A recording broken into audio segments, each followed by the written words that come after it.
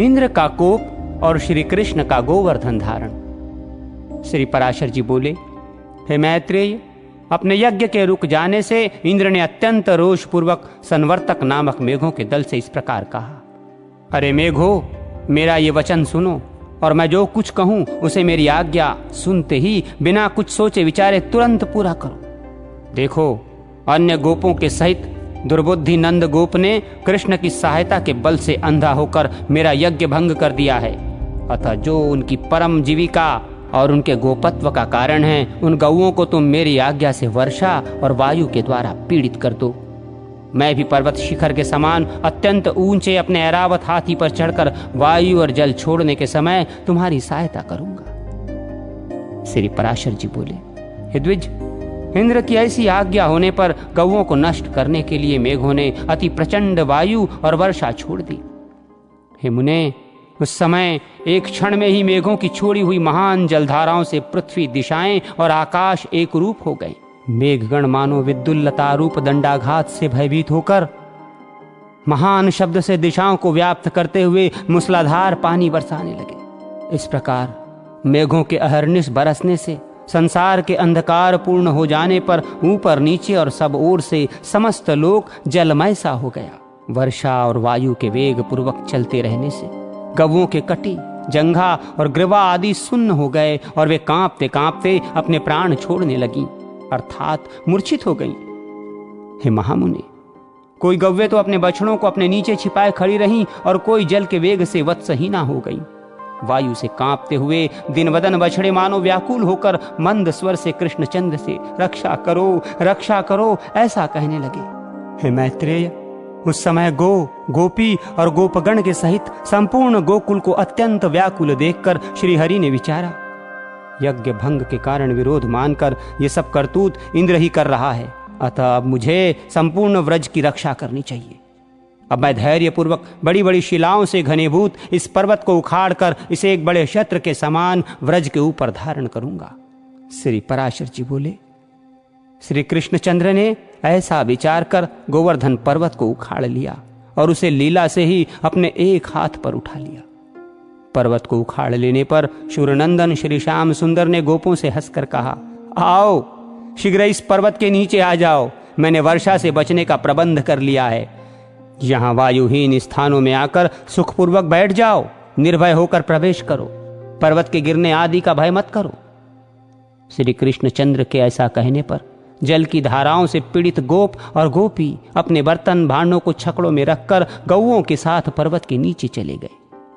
व्रजवासियों द्वारा हर्ष और विस्मय पूर्वक टकटकी लगाकर देखे जाते हुए श्री कृष्णचंद्र भी गिरिराज को अत्यंत निश्चलता पूर्वक धारण किए रहे। जो प्रीति पूर्वक आंखें फाड़ कर देख रहे थे, उन हर्षित चित्त गोप और गोपियों से अपने चरित्रों का स्तवन होते हुए कृष्णचंद्र पर्वत को धारण किए रहे। हे विप्र, गोपों के नाशकर्ता इंद्र की प्रेरणा से नंद जी के गोकुल में 7 रात्रि तक महाभयंकर मेघ बरसते रहे, किंतु जब श्री कृष्णचंद्र ने पर्वत धारण कर गोकुल की रक्षा की तो अपनी प्रतिज्ञा व्यर्थ हो जाने से इंद्र ने मेघों को रोक दिया।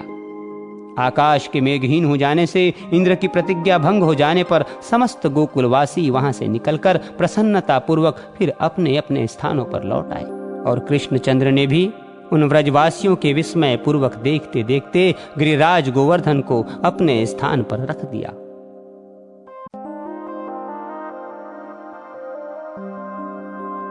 शक्र कृष्ण संवाद, कृष्ण स्तुति।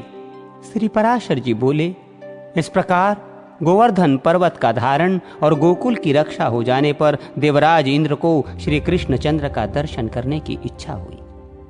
अतः शत्रुजीत देवराज गजराज ऐरावत पर चढ़कर गोवर्धन पर्वत पर आए और वहां संपूर्ण जगत के रक्षक गोप वेशधारी महाबलवान श्री कृष्णचंद्र को ग्वाल वालों के साथ गौ में चराते देखा।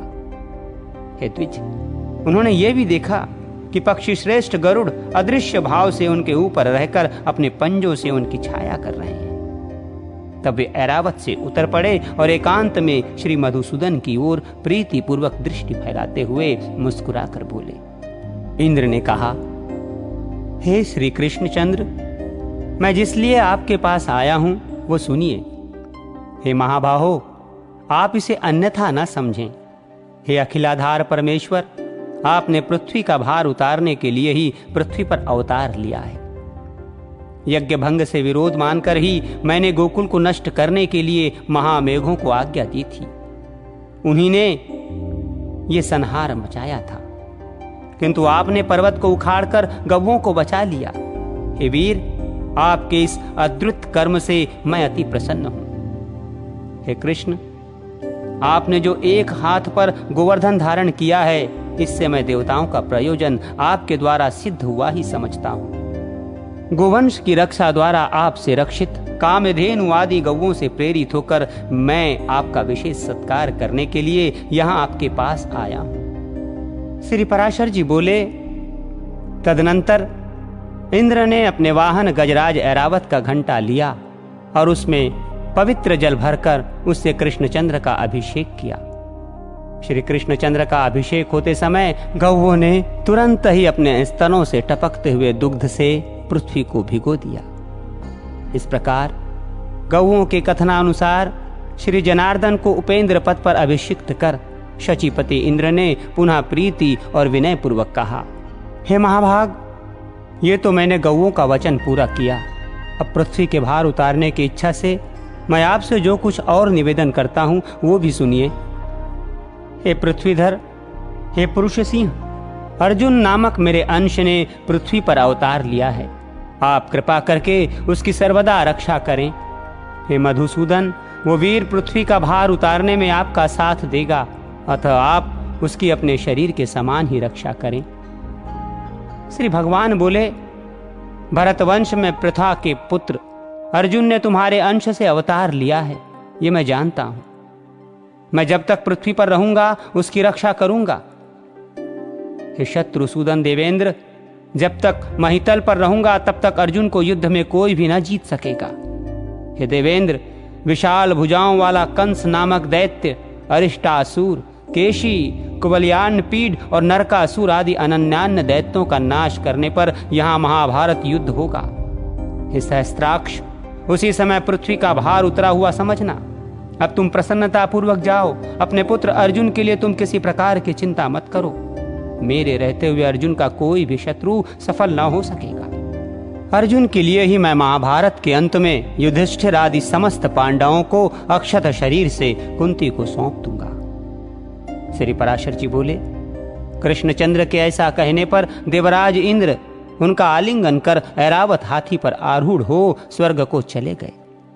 तदनंतर कृष्णचंद्र भी गोपियों के दृष्टिपात से पवित्र हुए मार्ग द्वारा गोप कुमारों और गौओं के साथ व्रज को लौट आए।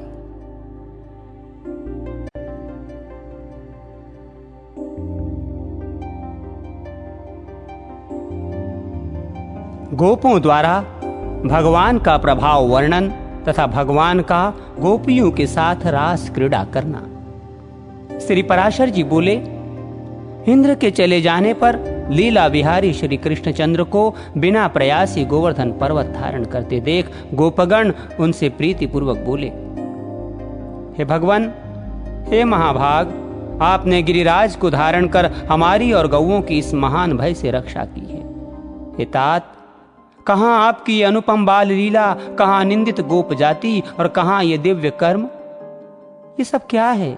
कृपया हमें बतलाइए। आपने यमुना जल में कालीय नाग का दमन किया, धेनुकासुर को मारा और फिर ये गोवर्धन पर्वत धारण किया। आपके इस अद्भुत कर्मों से हमारे चित्त में बड़ी शंका हो रही है। हे अमित विक्रम, हम भगवान हरि के चरणों की शपथ करके आपसे सच सच कहते हैं कि आपके ऐसे बलवीर्य को देखकर हम आपको मनुष्य नहीं मान सकते। हे केशव, स्त्री और बालकों के सहित सभी व्रजवासियों की आप पर अत्यंत प्रीति है। आपका ये कर्म तो देवताओं के लिए भी दुष्कर है। हे कृष्ण, आपकी ये बाल्यावस्था, विचित्र बलवीर्य और हम जैसे नीच पुरुषों में जन्म लेना, हे अमे आत्मन, ये सब बातें विचार करने पर हमें शंका में डाल देती है।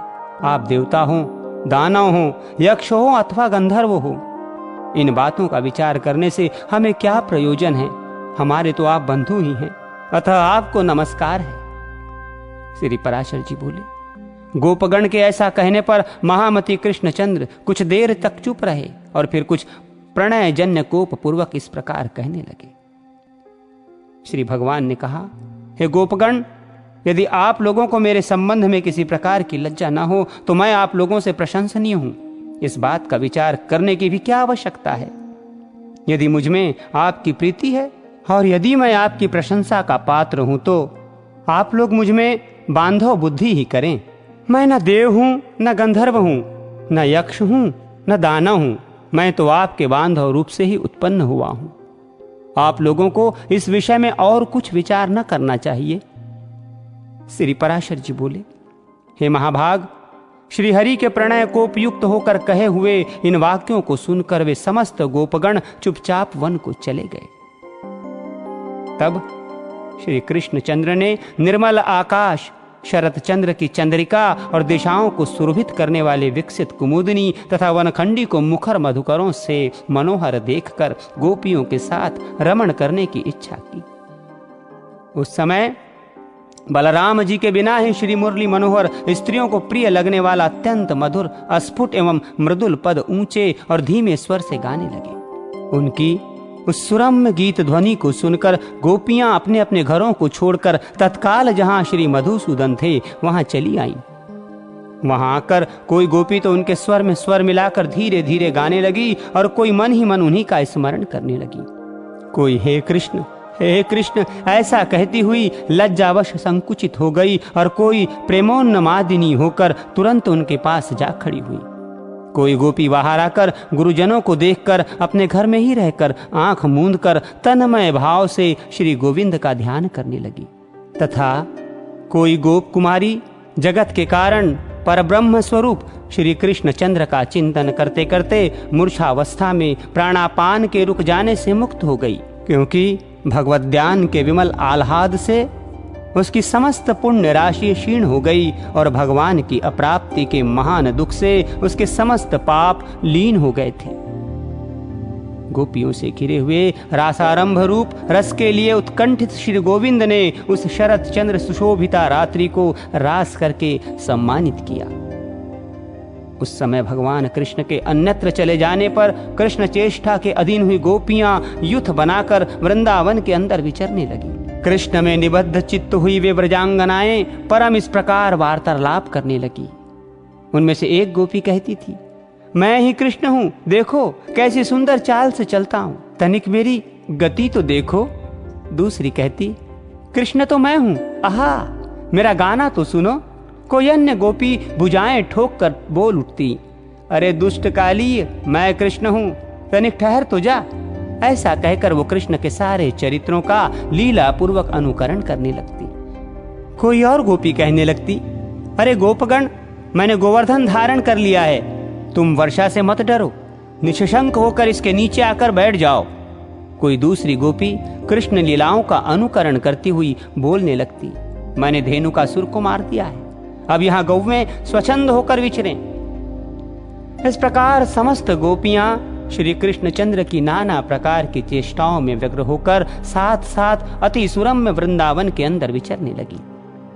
खिले हुए कमल जैसे नेत्रों वाली एक सुंदरी गोपांगना सर्वांग में पुलकित हो पृथ्वी की ओर देखकर कहने लगी, अरे आली, ये लीला ललित गामी कृष्णचंद्र के ध्वजा, वज्र, अंकुश और कमल आदि की रेखाओं से सुशोभित पद चिन्ह तो देखो, और देखो उनके साथ कोई पुण्यवती मदमाती युवती भी आ गई है। उसके ये घने छोटे छोटे और पतले चरण चिन्ह दिखाई दे रहे हैं। यहाँ निश्चय ही दामोदर ने ऊंचे होकर पुष्प चयन किए हैं। इसी कारण यहाँ उन महात्मा के चरणों के केवल अग्रभाग ही अंकित हुए हैं।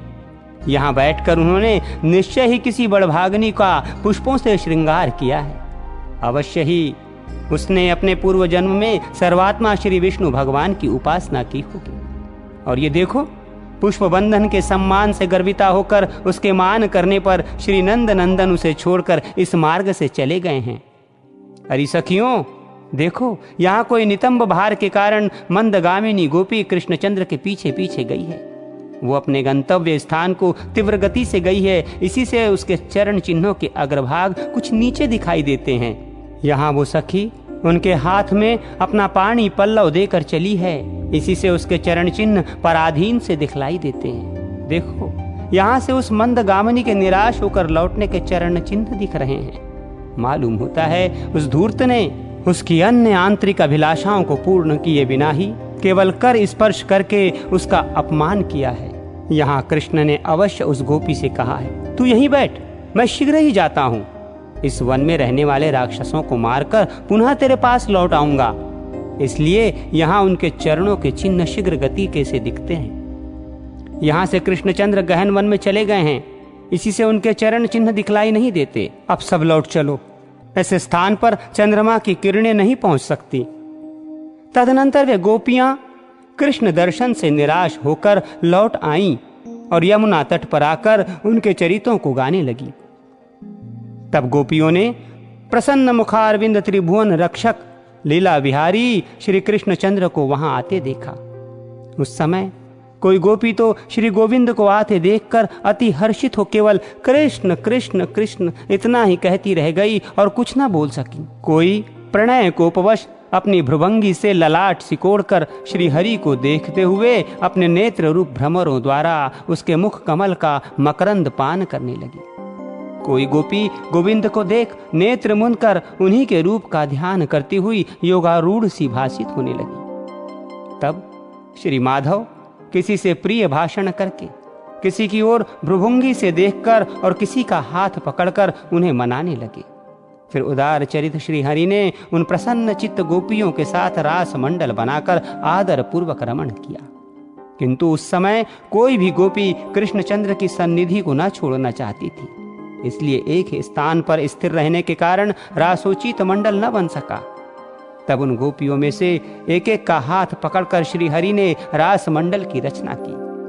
उस समय उनके कर स्पर्श से प्रत्येक गोपी की आंखें आनंद से मूंद जाती थी।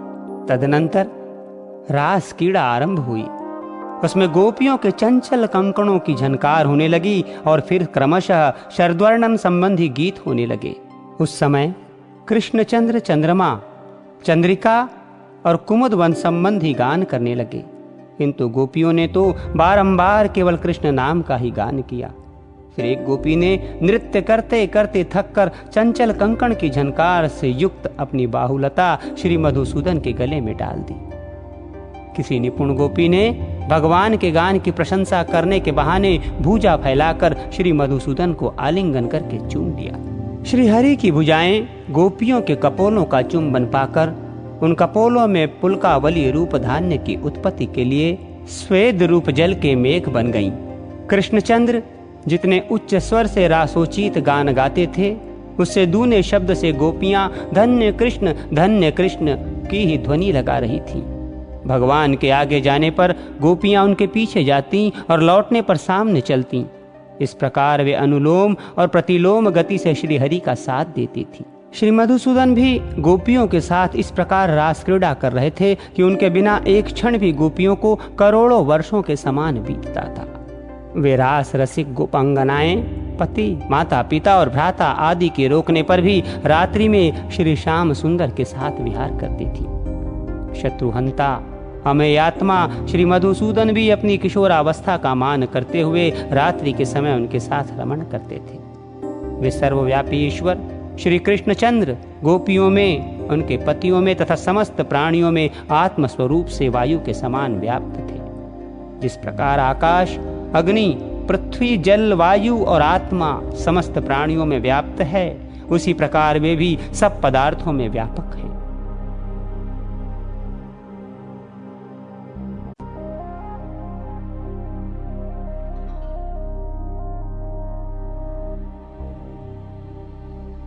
वृषभासुर वध।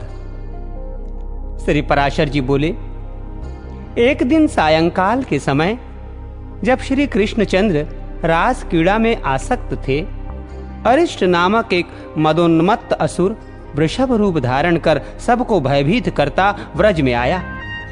इस अरिष्टासुर की कांति सजल जलधर के समान कृष्णवर्ण थी।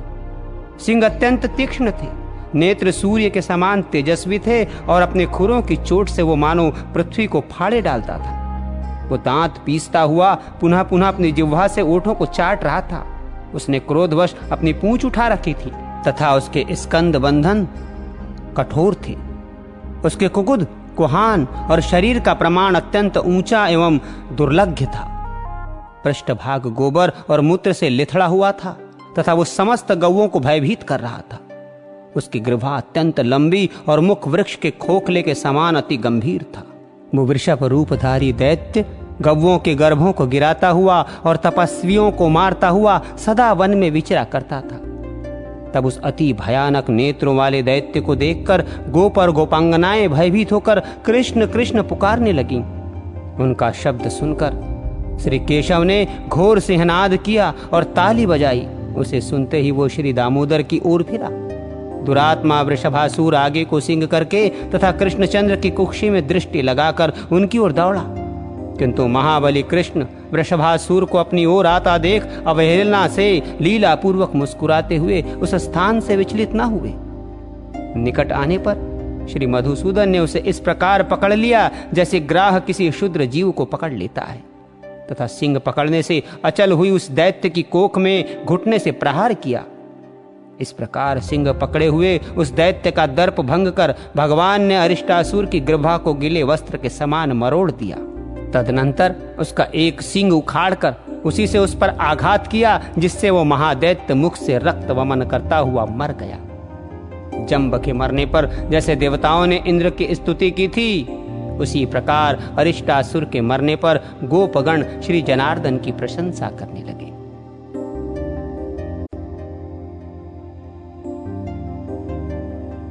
कंस का श्री कृष्ण को बुलाने के लिए अक्रूर को भेजना। श्री पराशर जी बोले, वृषभ रूपधारी अरिष्टासुर, धेनुक और पलंब आदि का वध, गोवर्धन पर्वत का धारण करना, कालीय नाग का दमन, 2 विशाल वृक्षों को उखाड़ना, पूतनावध तथा शकट का उलट देना आदि अनेक लीलाएं हो जाने पर एक दिन नारद जी ने कंस को यशोदा और देवकी के गर्भ परिवर्तन से लेकर जैसा जैसा हुआ था वो सब वृत्तांत क्रमशः सुना दिया। देवदर्शन नारद जी से ये सब बातें सुनकर दुर्बुद्धि कंस ने वसुदेव जी के प्रति अत्यंत क्रोध प्रकट किया। उसने अत्यंत कोप से वसुदेव जी को संपूर्ण यादवों की सभा में डांटा तथा समस्त यादवों की भी निंदा की और ये कार्य विचारने लगा, ये अत्यंत बालक राम और कृष्ण जब तक पूर्ण बल प्राप्त नहीं करते हैं तभी तक मुझे इन्हें मार देना चाहिए, क्योंकि युवावस्था प्राप्त होने पर तो ये अजेय हो जाएंगे। मेरे यहाँ महावीरशाली चाणूर और महाबली मुष्टिक जैसे मल्ल हैं। मैं इनके साथ मल्ल युद्ध कराकर इन दोनों दुर्बुद्धियों को मरवा डालूंगा। उन्हें महान धनुर्यज्ञ के मिस से व्रज से बुलाकर ऐसे ऐसे उपाय करूंगा जिससे वे नष्ट हो जाएं। उन्हें लाने के लिए मैं श्वफल के पुत्र यादव श्रेष्ठ शूरवीर अक्रूर को गोकुल भेजूंगा। साथ ही वृंदावन में विचरने वाले घोर असुर केशी को भी आज्ञा दूंगा, जिससे वो महाबली दैत्य उन्हें वहीं नष्ट कर देगा।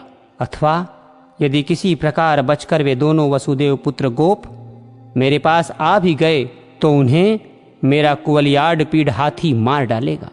श्री पराशर जी बोले, ऐसा सोचकर उस दुष्टात्मा कंस ने वीरवर राम और कृष्ण को मारने का निश्चय कर अक्रूर जी से कहा। कंस बोला, हे दानपते, मेरी प्रसन्नता के लिए आप मेरी एक बात स्वीकार कर लीजिए।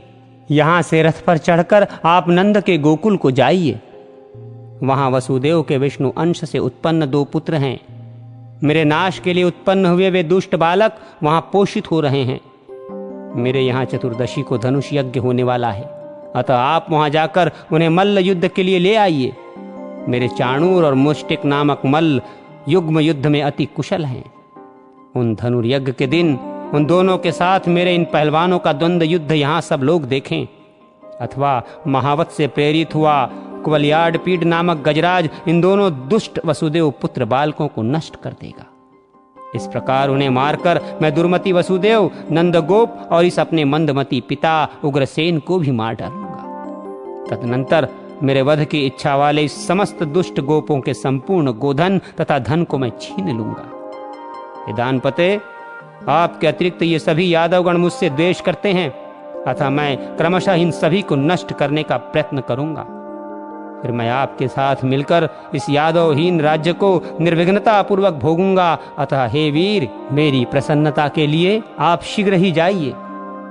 आप गोकुल में पहुंचकर गोपगणों से इस प्रकार कहें, जिससे वे माहिष्य, भैंस के धृत और दधी आदि उपहारों के सहित शीघ्र ही यहाँ आ जाएं। श्री पराशर जी बोले, हे द्विज, कंस से ऐसी आज्ञा पा। महाभागवत अक्रूर जी, कल मैं शीघ्र ही कृष्णचंद्र को देखूंगा। ये सोचकर अति प्रसन्न हुए। माधव प्रिय अक्रूर जी राजा कंस से जो आज्ञा कहकर एक अति सुंदर रथ पर चढ़े और मथुरापुरी से बाहर निकल आए।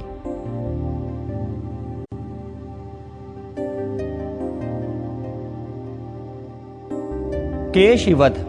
श्री पराशर जी बोले, हे मैत्रेय, इधर कंस के दूत द्वारा भेजा हुआ महाबली केशी भी कृष्णचंद्र के वध की इच्छा से घोड़े का रूप धारण कर वृंदावन में आया।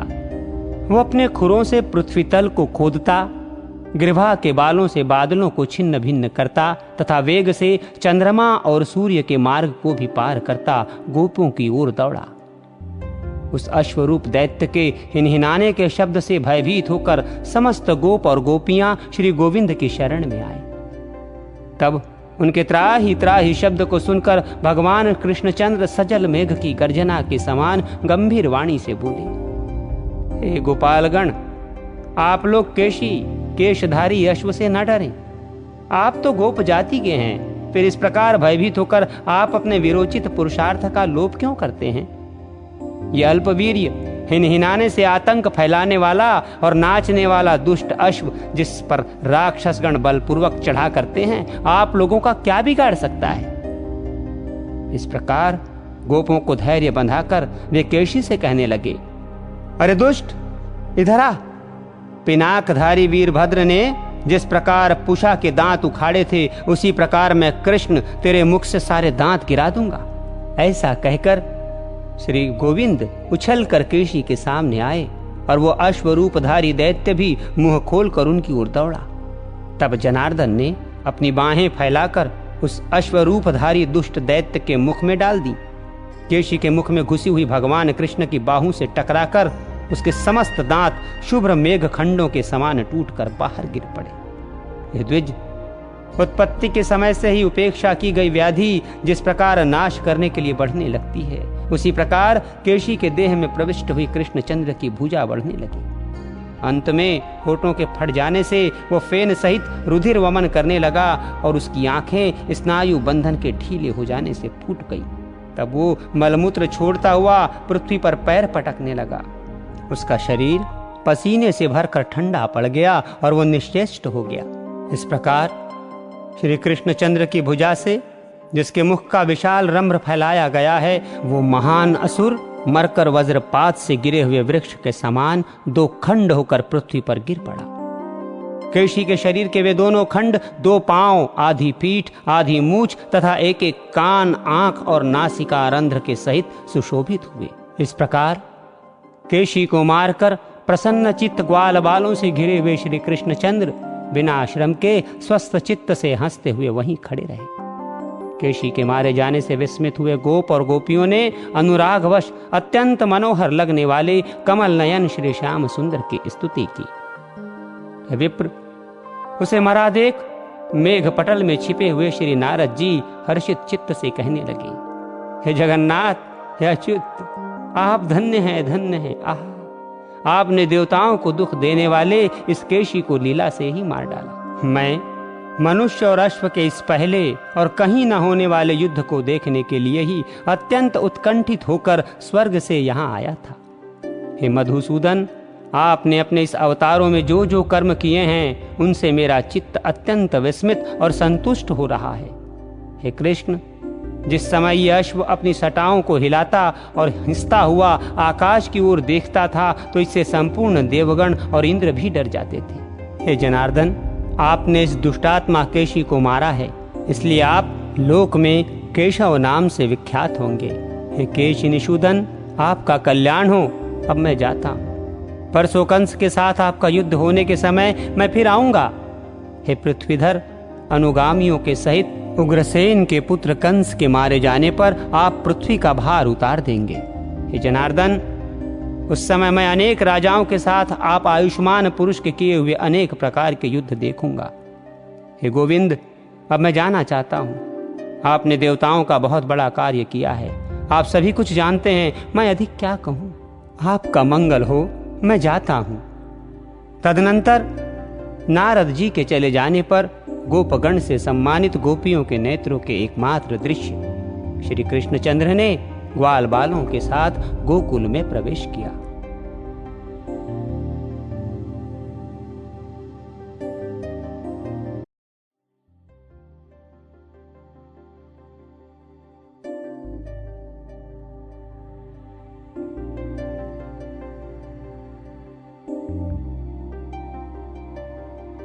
अक्रूर जी की गोकुल यात्रा।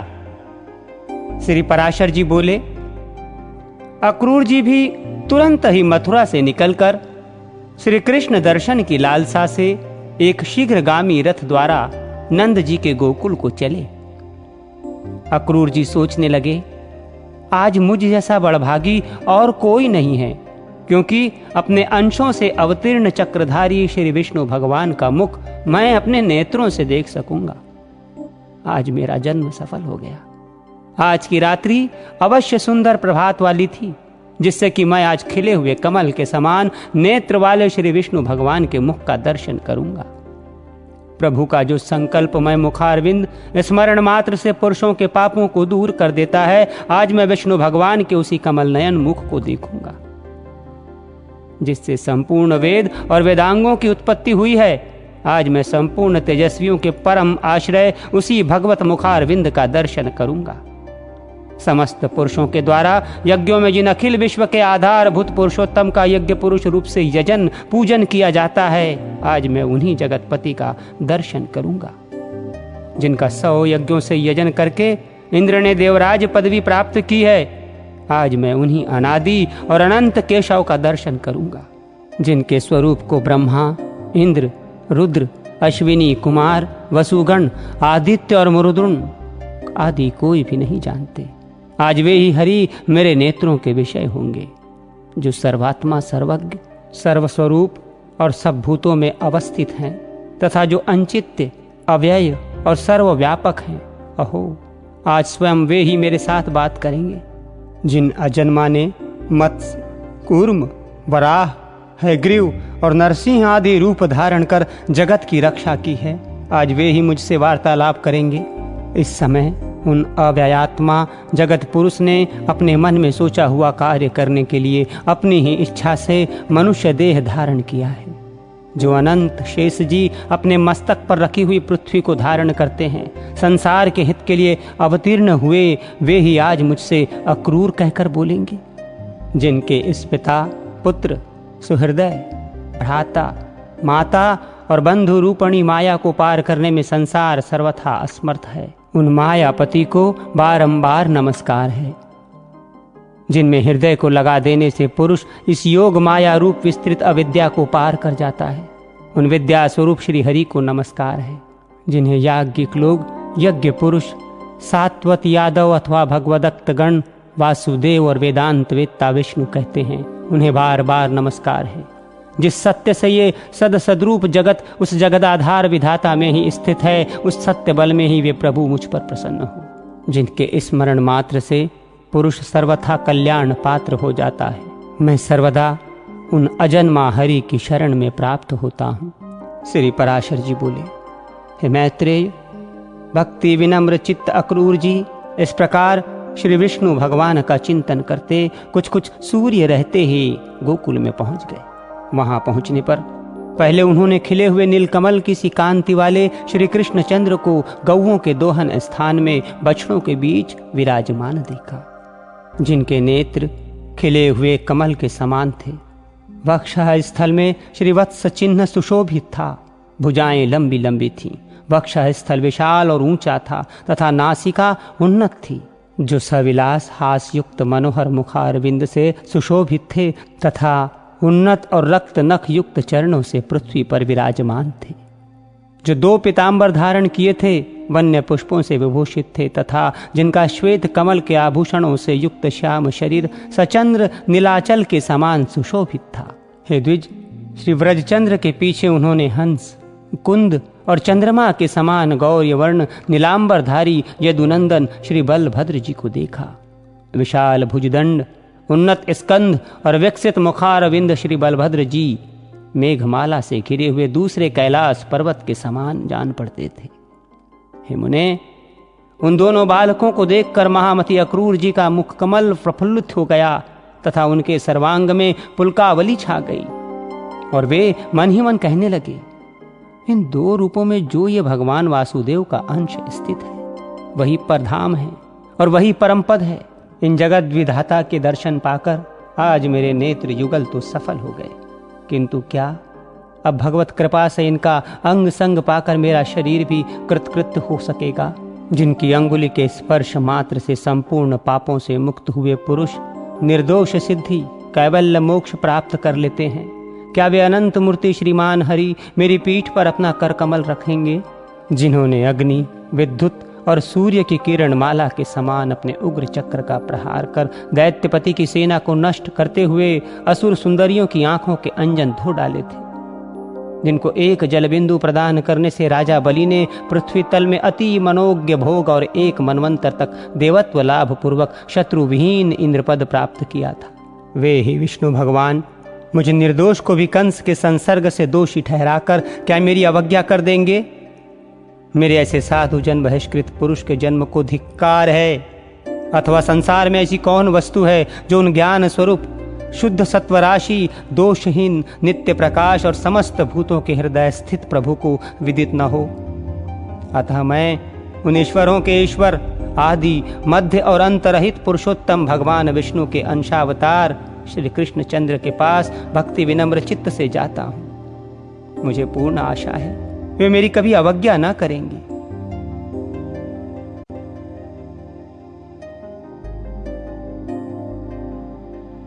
भगवान का मथुरा को प्रस्थान, गोपियों की विरह कथा और अक्रूर जी का मोह। श्री पराशर जी बोले, हे मैत्रेय, यदुवंशी अक्रूर जी ने इस प्रकार चिंतन करते श्री गोविंद के पास पहुंचकर उनके चरणों में सिर झुकाते हुए मैं अक्रूर हूं ऐसा कहकर प्रणाम किया। भगवान ने भी अपने ध्वजा वज्र पद्मांकित कर कमलों से उन्हें स्पर्श कर और प्रीति पूर्वक अपनी ओर खींचकर गाढ़ आलिंगन किया। तदनंतर अक्रूर जी के यथा योग्य प्रमाणादि कर चुकने पर श्री बलराम जी और श्री कृष्णचंद्र अति आनंदित हो उन्हें साथ लेकर अपने घर आए। फिर उनके द्वारा सत्कृत होकर यथा योग्य भोजनादि कर चुकने पर अक्रूर ने उनसे वो संपूर्ण वृत्तांत कहना आरंभ किया, जैसे कि दुरात्मा दानव कंस ने आनक दुदुम्भी वसुदेव और देवी देवकी को डांटा था, तथा जिस प्रकार वो दुरात्मा अपने पिता उग्रसेन से दुर्व्यवहार कर रहा था और जिसलिए उसने उन्हें अक्रूर जी को वृंदावन भेजा है। भगवान देवकी नंदन ने ये संपूर्ण वृत्तांत विस्तार पूर्वक सुनकर कहा, हे दानपते, ये सब बातें मुझे मालूम हो गईं। हे महाभाग, इस विषय में मुझे जो उपयुक्त जान पड़ेगा वही करूंगा। अब तुम कंस को मेरे द्वारा मरा हुआ ही समझो, इसमें किसी और तरह का विचार न करो। भैया बलराम और मैं दोनों ही कल तुम्हारे साथ मथुरा चलेंगे। हमारे साथ ही दूसरे बड़े बूढ़े गोप भी बहुत सा उपहार लेकर जाएंगे। हे वीर, आप ये रात्रि सुखपूर्वक बिताइए, किसी प्रकार की चिंता न कीजिए। 3 रात्रि के भीतर मैं कंस को उनके अनुचरों सहित अवश्य मार डालूंगा।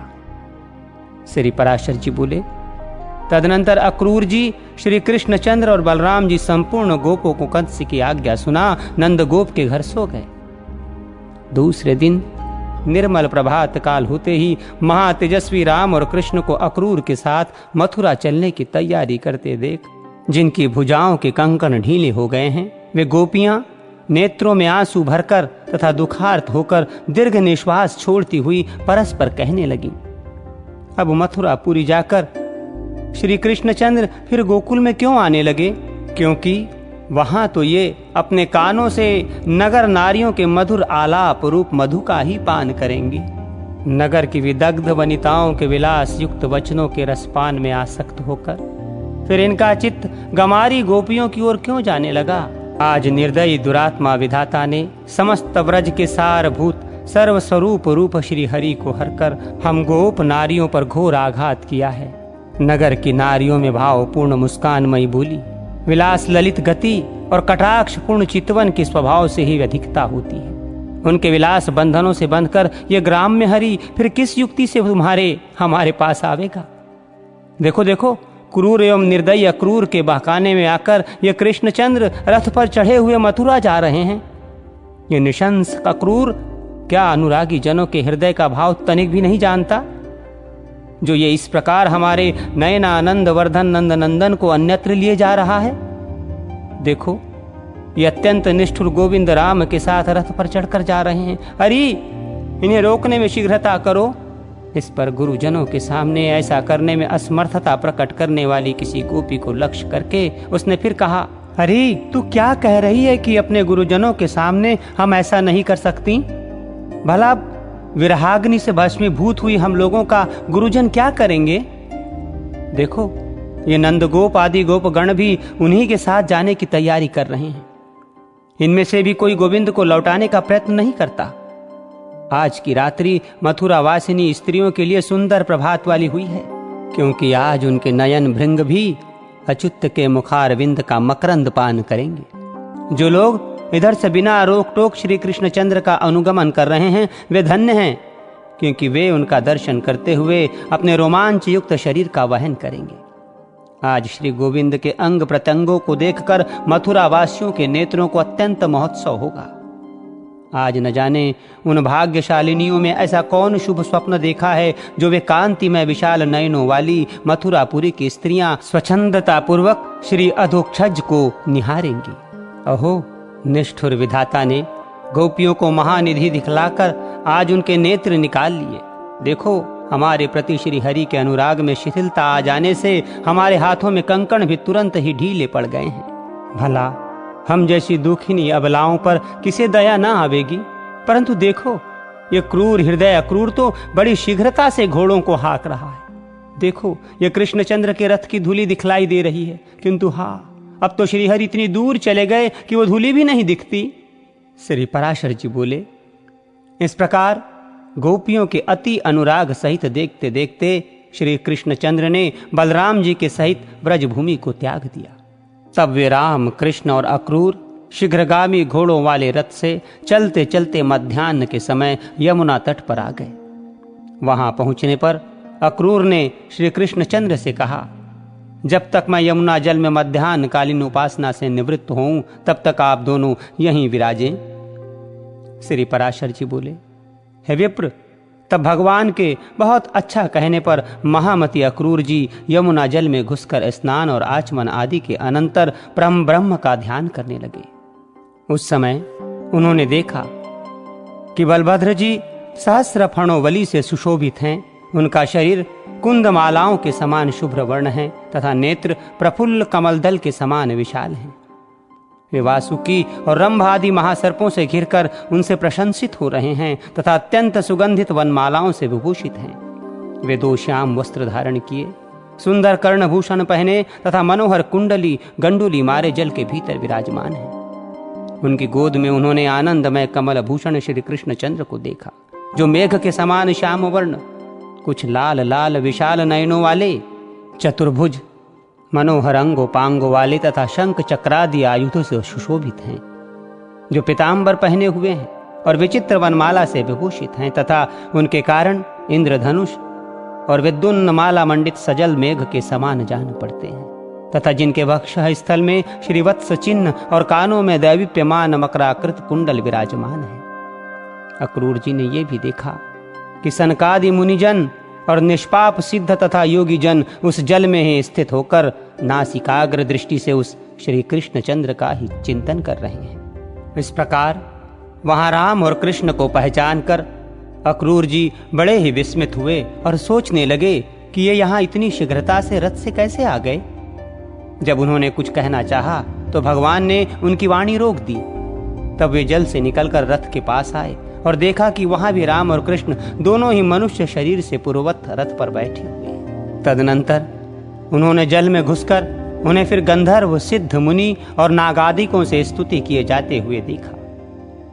तब तो दानपति अक्रूर जी वास्तविक रहस्य जानकर उन सर्व विज्ञानमय अच्युत भगवान की स्तुति करने लगे।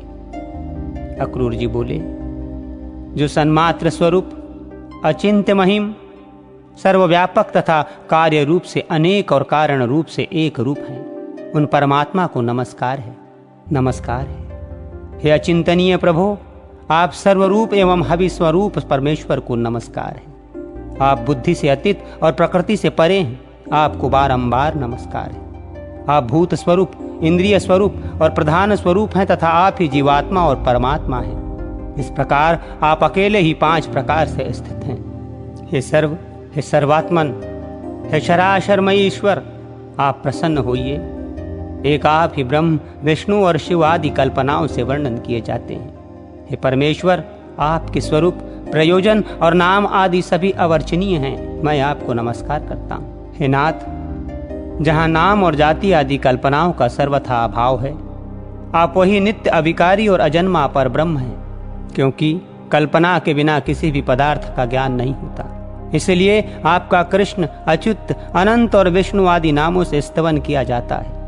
वास्तव में तो आपका किसी भी नाम से निर्देश नहीं किया जा सकता।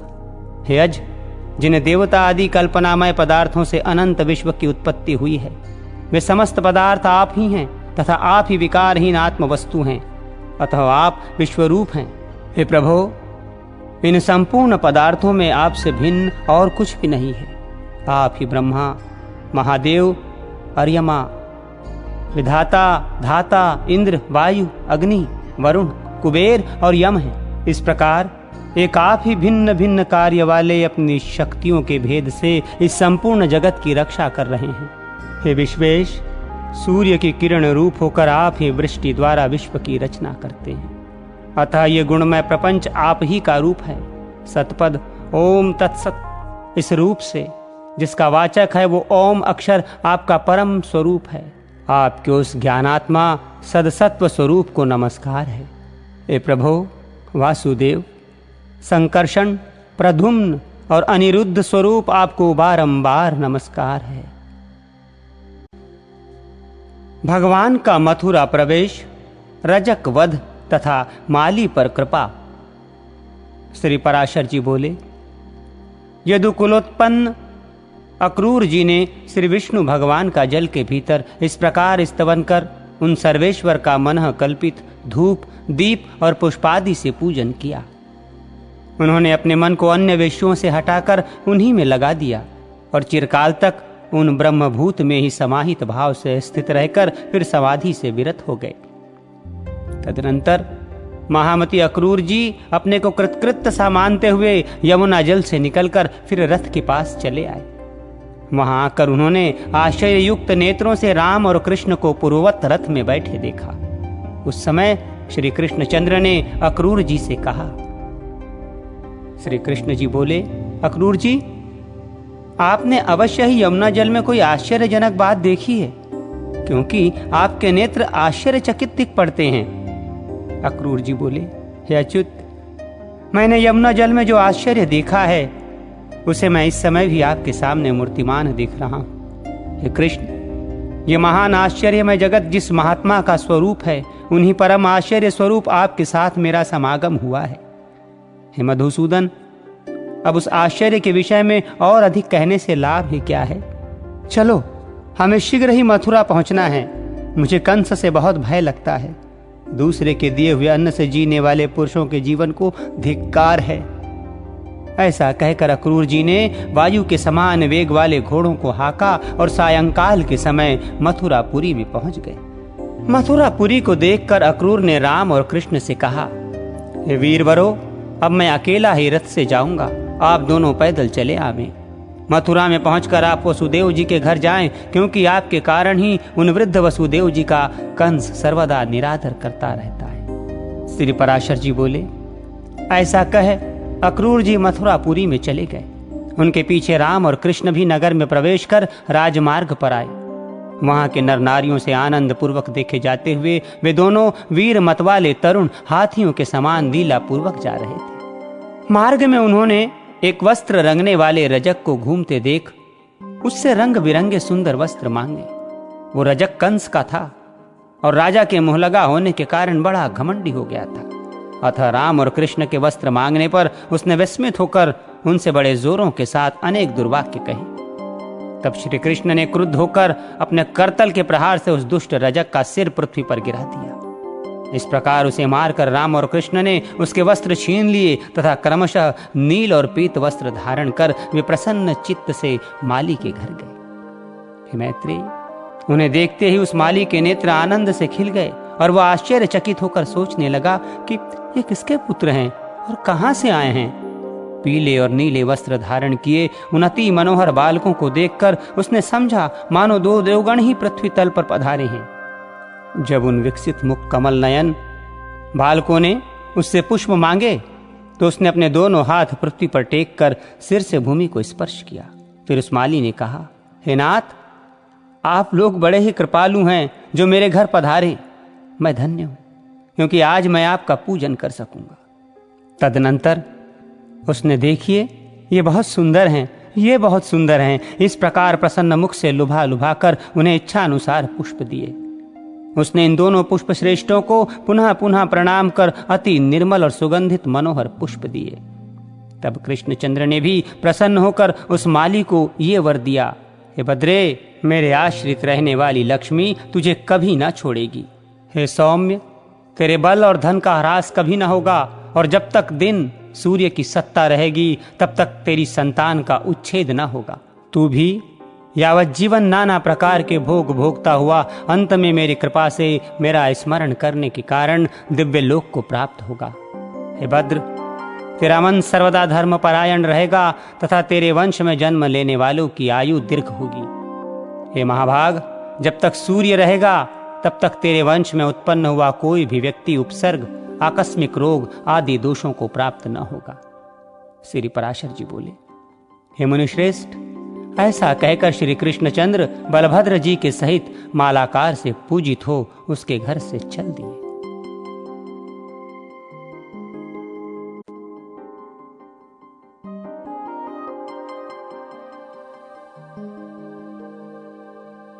कुब्जा पर कृपा, धनुर्भंग, कुवलिया पीढ़ और चाणुरादि मल्लों का नाश तथा कंसवध। श्री पराशर जी बोले, तदनंतर श्री कृष्णचंद्र ने राजमार्ग में एक नवयौवना कुब्जा स्त्री को अनुलेपन का पात्र लिए आती देखा।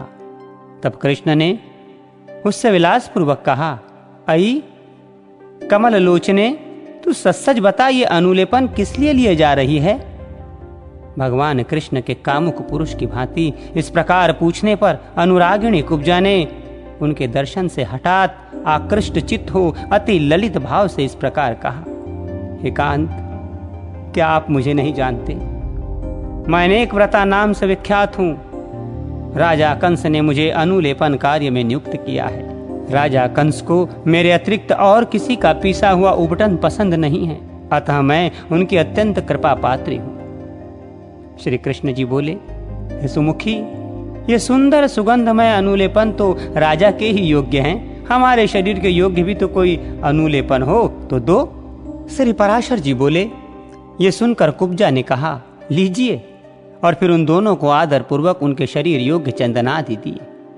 उस समय वे दोनों पुरुष श्रेष्ठ कपोल आदि अंगों में पत्र रचना विधि से यथावत अनुलिप्त होकर इंद्रधनुष युक्त श्याम और श्वेत मेघ के समान सुशोभित हुए। तत्पश्चात उल्लापन सीधे करने की विधि के जानने वाले भगवान कृष्णचंद्र ने उसकी थोड़ी में अपनी आगे की 2 उंगलियां लगा उसे उचकाकर हिलाया तथा उसके पैर अपने पैरों से दबा लिए। इस प्रकार श्री केशव ने उसे रिजुकाए सीधे शरीर वाली कर दी। तब सीधी हो जाने पर वो संपूर्ण स्त्रियों में सुंदरी हो गई। तब वो श्री गोविंद का पल्ला पकड़कर अंतर्गर्भित प्रेम भार से अलसाई हुई विलास ललित वाणी में बोली, आप मेरे घर चलिए। उसके ऐसा कहने पर श्री कृष्णचंद्र ने उस कुब्जा से, जो पहले अनेकों अंगों से टेढ़ी थी परंतु अब सुंदरी हो गई थी, बलराम जी के मुख की ओर देखकर हंसते हुए कहा, हाँ, तुम्हारे घर भी आऊंगा ऐसा कहकर श्री हरि ने उसे मुस्कुराते हुए विदा किया और बलभद्र जी के मुख की ओर देखते हुए जोर जोर से हंसने लगे। तदनंतर पत्र रचनादि विधि से अनुलिप्त तथा चित्र विचित्र मालाओं से सुशोभित राम और कृष्ण क्रमशः नीलांबर और पीतांबर धारण किए हुए यज्ञशाला तक आए।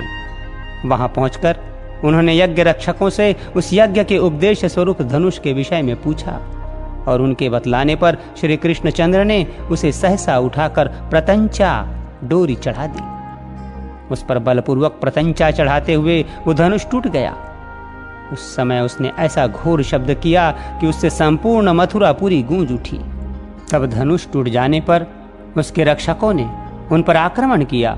उस रक्षक सेना का संहार कर वे दोनों बालक धनुषशाला से बाहर आए। तदनंतर अक्रूर के आने का समाचार पाकर तथा उस महान धनुष को भग्न हुआ देख कंस ने चाणूर और मुष्टिक से कहा। कंस बोला, ये दोनों गोपाल बालक आ गए हैं, वे मेरा प्राण हरण करने वाले हैं, अतः तुम दोनों मल्ल युद्ध से उन्हें मेरे सामने मार डालो। यदि तुम लोग मल्ल युद्ध में उन दोनों का विनाश करके मुझे संतुष्ट करोगे तो मैं तुम्हारी समस्त इच्छाएं पूर्ण कर दूंगा। मेरे इस कथन को तुम मिथ्या न समझना। तुम न्याय से अथवा अन्याय से मेरे इस महाबलवान अपकारियों को अवश्य मार डालो।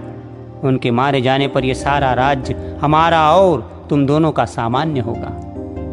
मल्लों को इस प्रकार आज्ञा दे कंस ने अपने महावत को बुलाया और उसे आज्ञा दी कि तू कुबलया पीढ़ हाथी को मल्लों की रंगभूमि के द्वार पर खड़ा रख और जब वे गोप कुमार युद्ध के लिए यहाँ आवे तो उन्हें इससे नष्ट करा दे। इस प्रकार उसे आज्ञा देकर और समस्त सिंहासनों को यथावत रखे देखकर जिसकी मृत्यु पास आ गई है वो कंस सूर्योदय की प्रतीक्षा करने लगा। प्रातः काल होने पर समस्त मंचों पर नागरिक लोग और राजमंचों पर अपने अनुचरों के सहित राजा लोग बैठे। तदनंतर रंगभूमि के मध्य भाग के समीप कंस ने युद्ध परीक्षकों को बैठाया और फिर स्वयं आप ही एक ऊंचे सिंहासन पर बैठा। वहां अंतःपुर के स्त्रियों के लिए पृथक मचान बनाए गए थे तथा मुख्य मुख्य वारांगनाओं और नगर की महिलाओं के लिए भी अलग अलग मंच थे। कुछ अन्य मंचों पर नंदगोप आदि गोपगण बिठाए गए थे और उन मंचों के पास ही अक्रूर और वसुदेव जी बैठे थे। नगर की नारियों के बीच में चलो, अंतकाल में ही पुत्र का मुख तो देख लूंगी, ऐसा विचार कर पुत्र के लिए मंगल कामना करती हुई देवकी जी बैठी थी।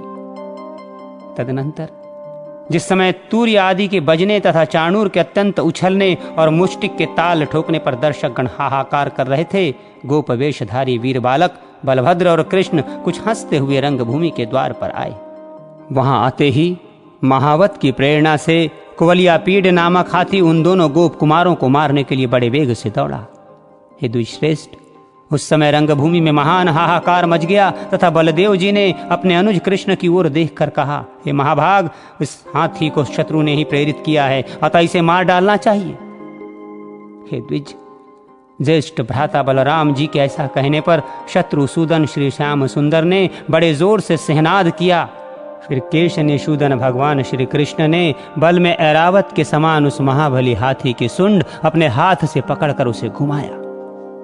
भगवान कृष्ण यद्यपि संपूर्ण जगत के स्वामी हैं, तथापि उन्होंने बहुत देर तक उस हाथी के दांत और चरणों के बीच में खेलते खेलते अपने दाएं हाथ से उसका बायां दांत उखाड़कर उससे महावत पर प्रहार किया। इससे उसके सिर के सैकड़ों टुकड़े हो गए। उसी समय बलभद्र जी ने भी क्रोधपूर्वक उसका दायां दांत उखाड़कर उससे आसपास खड़े हुए महावतों को मार डाला। तदनंतर महाबली रोहिणी नंदन ने रोषपूर्वक अति वेग से उछलकर उस हाथी के मस्तक पर अपनी बाईं लात मारी। इस प्रकार वो हाथी बलभद्र जी द्वारा लीलापूर्वक मारा जाकर इंद्र वज्र से आहत पर्वत के समान गिर पड़ा। तब महावत से प्रेरित कुवलियापीड को मारकर उसके मद और रक्त से लथपथ राम और कृष्ण उसके दांतों को लिए हुए गर्भयुक्त लीलामयी चितवन से निहारते उस महान रंग भूमि में इस प्रकार आए जैसे मृग समूह के बीच में सिंह चला जाता है। उस समय महान रंग भूमि में बड़ा कोलाहल होने लगा और सब लोगों में ये कृष्ण है, ये बलभद्र है, ऐसा विस्मय छा गया। वे कहने लगे, जिसने बालघातिनी घोर राक्षसनी पूतना को मारा था, शकट को उलट दिया था और यमलार्जुन को उखाड़ डाला था, वो यही है। जिस बालक ने कालीय नाग के ऊपर चढ़कर उसका मान मर्दन किया था और 7 रात्रि तक महापर्वत गोवर्धन को अपने हाथ पर धारण किया था, वो यही है जिस महात्मा ने अरिष्टासुर, धेनुकासुर और केशी आदि दुष्टों को लीला से ही मार डाला था। देखो वह अच्युत यही है। ये इनके आगे इनके बड़े भाई महाबाहु बलभद्र जी हैं जो बड़े लीला पूर्वक चल रहे हैं। ये स्त्रियों के मन और नयनों को बड़ा ही आनंद देने वाले हैं। पुराणार्थ वेत्ता विद्वान लोग कहते हैं ये गोपाल जी डूबे हुए यदुवंश का उद्धार करेंगे। ये सर्वलोकमय और सर्वकारण भगवान विष्णु के ही अंश हैं। इन्होंने पृथ्वी का भार उतारने के लिए ही भूमि पर अवतार लिया है। राम और कृष्ण के विषय में पुरवासियों के इस प्रकार कहते समय देवकी के स्तनों से स्नेह के कारण दूध बहने लगा और उसके हृदय में बड़ा अनुताप हुआ। पुत्रों का मुख देखने से अत्यंत उल्लास सा प्राप्त होने के कारण वसुदेव जी भी मानो आई हुई जरा को छोड़कर फिर से नवयुवक से हो गए। राजा के अंतःपुर के स्त्रियां तथा नगर निवासिनी महिलाएं भी उन्हें एकटक देखते देखते उपराम न हुई। वे परस्पर कहने लगी, अरे सखियों, अरुण नयन से युक्त श्री कृष्ण चंद्र का अति सुंदर मुख तो देखो, जो कुबलिया पीठ के साथ युद्ध करने के परिश्रम से स्वेद बिंदु पूर्ण होकर हिमकण सिंचित शरतकालीन प्रफुल्ल कमल को लज्जित कर रहा है। अरे इसका दर्शन करके अपने नेत्रों का होना सफल कर लो। एक स्त्री बोली, हे भामिनी, इस बालक का ये लक्ष्मी आदि का आश्रय भूत निवत्सांक युक्त वक्षा स्थल तथा शत्रुओं को पराजित करने वाली इसकी दोनों भुजाएं तो देखो। अरे दूसरी बोली, क्या तुम नीलांबर धारण किए इन दुग्ध चंद्र अथवा कमलनाल के समान शुभ्र वर्ण बलदेव जी को आते हुए नहीं देख सकती हो? तीसरी बोली, अरे सखियों, अखाड़े में चक्कर देकर घूमने वाले चाणूर और मुष्टिक के साथ क्रीड़ा करते हुए बलभद्र तथा कृष्ण का हंसना देख लो। चौथी बोली, हाय सखियों, देखो तो चाणूर से लड़ने के लिए ये हरि आगे बढ़ रहे हैं। क्या इन्हें छुड़ाने वाले कोई भी बड़े बूढ़े यहाँ नहीं हैं? कहाँ तो यौवन में प्रवेश करने वाले सुकुमार शरीर श्याम और कहाँ वज्र के समान कठोर शरीर वाला ये महान असुर। ये दोनों नवयुवक तो बड़े ही सुकुमार शरीर वाले हैं, किंतु इनके प्रतिपक्षी ये चाणूर आदि दैत्य मल्ल अत्यंत दारुण हैं। मल्ल युद्ध के परीक्षक गणों का ये बहुत बड़ा अन्याय है जो वे मध्यस्थ होकर भी इन बालक और बलवान मल्लों के युद्ध की उपेक्षा कर रहे हैं। श्री पराशर जी बोले, नगर की स्त्रियों के इस प्रकार वार्तालाप करते समय भगवान कृष्णचंद्र अपनी कमर कसकर उन समस्त दर्शकों के बीच में पृथ्वी को कंपायमान करते हुए रंगभूमि में कूद पड़े। श्री बलभद्र जी भी अपने भुजदंडों को ठोकते हुए अति मनोहर भाव से उछलने लगे। उस समय उनके पद पद पर पृथ्वी नहीं फटी, यही बड़ा आश्चर्य है। तदनंतर अमित विक्रम कृष्णचंद्र चाणूर के साथ और द्वंद्व युद्ध कुशल राक्षस मुष्टिक बलभद्र के साथ युद्ध करने लगे। कृष्णचंद्र चाणूर के साथ परस्पर भिड़कर, नीचे गिराकर, उछालकर, घूसे और वज्र के समान कोहनी मारकर, पैरों से ठोकर मारकर तथा एक दूसरे के अंगों को रगड़कर लड़ने लगे। उस समय उनमें महान युद्ध होने लगा। इस प्रकार उस समाजोत्सव के समीप केवल बल और प्राण शक्ति से ही संपन्न होने वाला उनका अति भयंकर और दारुण शस्त्रहीन युद्ध हुआ। चाणूर जैसे जैसे भगवान से भिड़ता गया वैसे ही वैसे उसकी प्राण शक्ति थोड़ी थोड़ी करके अत्यंत क्षीण होती गई। जन्मजय भगवान कृष्ण भी श्रम और कोप के कारण अपने पुष्मय शिरोभूषण में लगे हुए केशर को हिलाने वाले उस चाणूर से लीलापूर्वक लड़ने लगे। उस समय चाणूर के बल का क्षय और कृष्णचंद्र के बल का उदय होते देख कंस ने खींचकर तूर्य आदि बाजे बंद करा दिए। रंगभूमि में मृदंग और तूर्य आदि के बंद हो जाने पर आकाश में अनेक दिव्य तूर्य एक साथ बजने लगे और देवगण अत्यंत हर्षित होकर अलक्षित भाव से कहने लगे, हे गोविंद आपकी जय हो, हे केशव आप शीघ्र ही इस चाणूर दानव को मार डालिए। भगवान मधुसूदन बहुत देर तक चाणूर के साथ खेल करते रहे, फिर उसका वध करने के लिए उद्यत होकर उसे उठाकर घुमाया। शत्रु विजयी कृष्णचंद्र ने उस दैत्य मल को सैकड़ों बार घुमाकर आकाश में निर्जीव हो जाने पर पृथ्वी पर पटक दिया। भगवान के द्वारा पृथ्वी पर गिराए जाते ही चाणूर के शरीर के सैकड़ों टुकड़े हो गए और उस समय उसके रक्त स्त्राव से पृथ्वी को अत्यंत कीचड़मय कर दिया। इधर जिस प्रकार भगवान कृष्ण चाणूर से लड़ रहे थे उसी प्रकार महाबली बलभद्र भी उस समय दैत्य मल्ल मुष्टिक से भिड़े हुए थे। बलराम जी ने उसके मस्तक पर घूंसों से तथा वक्ष स्थल में जानू से प्रहार किया। उस गतायु दैत्य को पृथ्वी पर पटककर रौंद डाला। तदनंतर श्री कृष्णचंद्र ने महाबली मल्लराज तोशल को बाएं हाथ से घूंसा मारकर पृथ्वी पर गिरा दिया। मल्ल श्रेष्ठ चाणूर और मुष्टिक के मारे जाने पर तथा मल्लराज तोशल के नष्ट होने पर समस्त मल्लगण भाग गए। तब कृष्ण और संकर्षण अपने समवयस्क गोपों को बलपूर्वक खींचकर आलिंगन करते हुए हर्ष से रंगभूमि में उछलने लगे। तदनंतर कंस ने क्रोध से नेत्र लाल करके वहां एकत्रित हुए पुरुषों से कहा, अरे इस समाज से इन ग्वाल वालों को बलपूर्वक निकाल दो। पापी नंद को लोहे की श्रृंखला में बांधकर पकड़ लो तथा वृद्ध पुरुषों के अयोग्य दंड देकर वसुदेव को भी मार डालो। मेरे सामने कृष्ण के साथ ये जितने गोप बालक उछल रहे हैं उन सबको भी मार डालो तथा इनकी गौवें और जो कुछ अन्य धन हो सब छीन लो। जिस समय कंस इस प्रकार आज्ञा दे रहा था उसी समय श्री मधुसूदन हंसते हंसते उछलकर मंच पर चढ़ गए और शीघ्रता से उसे पकड़ लिया। भगवान कृष्ण ने उसके केशों को खींचकर उसे पृथ्वी पर पटक दिया तथा उसके ऊपर आप भी कूद पड़े। इस समय उसका मुकुट सिर से खिसककर अलग जा पड़ा। संपूर्ण जगत के आधार भगवान कृष्ण के ऊपर गिरते ही उग्रसेनात्मज राजा कंस ने अपने प्राण छोड़ दिए। तब महाबली कृष्णचंद्र ने मृतक कंस के केश पकड़कर उसके देह को रंगभूमि में घसीटा। कंस का देह बहुत भारी था, इसलिए उसे घसीटने से जल के महान वेग से हुई दरार के समान पृथ्वी पर परिधा बन गई। श्री कृष्णचंद्र द्वारा कंस के द्वारा पकड़ लिए जाने पर उसके भाई सुमाली ने क्रोधपूर्वक आक्रमण किया।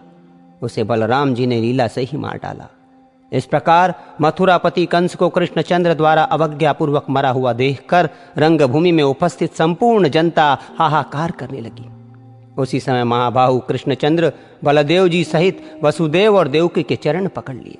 तब वसुदेव और देवकी को पूर्व जन्म में कहे हुए भगवत वाक्यों का स्मरण हो आया और उन्होंने श्री जनार्दन को पृथ्वी पर से उठा लिया तथा उनके सामने प्रणत भाव से खड़े हो गए। श्री वसुदेव जी बोले, हे प्रभु, अब आप हम पर प्रसन्न होइए। हे केशव, आपने आर्त देवगणों को जो वर दिया था वो हम दोनों को अनुग्रह करके पूर्ण कर दिया। भगवान, आपने जो मेरी आराधना से दुष्ट जनों के नाश के लिए मेरे घर में जन्म लिया उससे हमारे कुल को पवित्र कर दिया है। आप सर्वभूतमय हैं और समस्त भूतों के भीतर स्थित हैं। हे समस्तात्मन, भूत और भविष्य आप ही से प्रवृत्त होते हैं।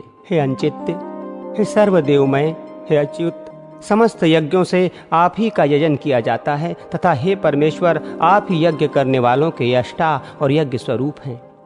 हे जनार्दन, आप तो संपूर्ण जगत के उत्पत्ति स्थान हैं। आपके प्रति पुत्र वात्सल्य के कारण जो मेरा और देवकी का चित्त भ्रांति युक्त हो रहा है वो बड़ी ही हंसी की बात है। आप आदि और अंत से रहित हैं तथा समस्त प्राणियों की उत्पत्ति करता है। ऐसा कौन मनुष्य है जिसकी जिह्वा आपको पुत्र कहकर संबोधन करेगी? हे जगन्नाथ, जिन आप से यह संपूर्ण जगत उत्पन्न हुआ है वही आप बिना माया शक्ति के और किस प्रकार हमसे उत्पन्न हो सकते हैं?